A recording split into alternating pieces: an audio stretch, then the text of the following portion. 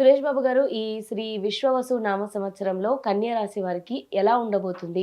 వారు ఏవైనా కూడా మంచి పనులు ప్రారంభించాలి అంటే గనక ఈ సంవత్సరం వారికి ప్లస్ పాయింట్ అయ్యే విధంగా ఉంటుందా? లేదా? ఈ విషయాలన్నీ కూడా తెలియజేస్తారా? సో, కన్య రాశి గనుక మనం చూసుకుంటే శ్రీ విశ్వవసునామ సంవత్సరం ఆ పేరులోనే మనం ఇందాక చెప్పుకున్న విధంగా ఈళ్ళకి ఓవరాల్‌గా చూసుకుంటే ఒక సాధారణ కొంచెం మెరుగ్గా ఉండే అవకాశం ఎక్కువగా ఉంది. అంటే మరీ పెద్ద పెద్దగా ఈళ్ళకి సారీ. మరీ పెద్ద పెద్దగా ఈళ్ళకి ఆఫర్‌లొచ్చేదంత లేదు. అలా అని ఈళ్ళకి ఇబ్బంది పెట్టేంత కూడా లేదు. ఓకే. అప్పుడప్పుడు చిన్న చిన్న ప్రాబ్లమ్స్ వస్తే వెళ్ళిపోతూ ఉంటాయి కానివ్వండి. ఒక స్మాల్‌గా ఒక సాధారణంగా అనమాట. వెళ్ళిపోయే సంవత్సరం శ్రీ విశ్వవసునామ సంవత్సరం.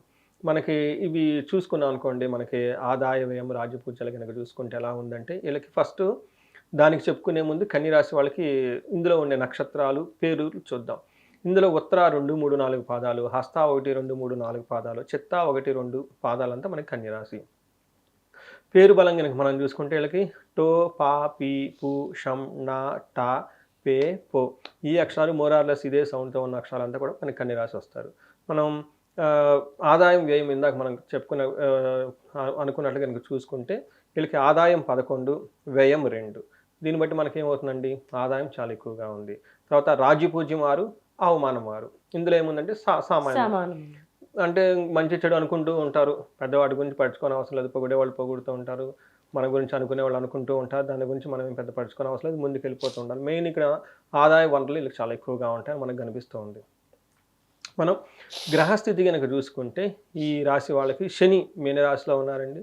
గురుడు మిథున రాశిలో, తర్వాత రాహు వచ్చేటప్పటికి కుంభరాశిలో, సింహరాశిలో కేతు ఉన్నారు. ఈ 4 గ్రహాల స్థితిని బట్టి మనం గనక చూసుకుంటే మనకి గోచారము, లఘు గోచారం, సూక్ష్మ గోచారం ఈ కాన్సెప్ట్‌లో గనక చూసుకుంటే వీళ్ళకెలా ఉంటుంది? అంటే మన మహర్షులు 4 ముక్కల్లో చెప్పేసారు. టోటల్ ఇయర్ వీళ్ళకి ఎలా ఉండబోతుందంటే, మార్గశక్తి వీళ్ళు శని ప్రభావంతో ఎక్కువగా ట్రావెల్ చేసే అవకాశం ఎక్కువగా ఉంటుంది. తిరుగుతూ ఉండే జాబులు చేసే అవకాశం ఎక్కువగా ఉంటుంది. అంతేకాకుండా ప్రొఫెషనల్ మ్యాటర్స్‌లో సంబంధించి ధనానికి కొంచెం హాని కలిగే అవకాశం ఎక్కువ ఉంది.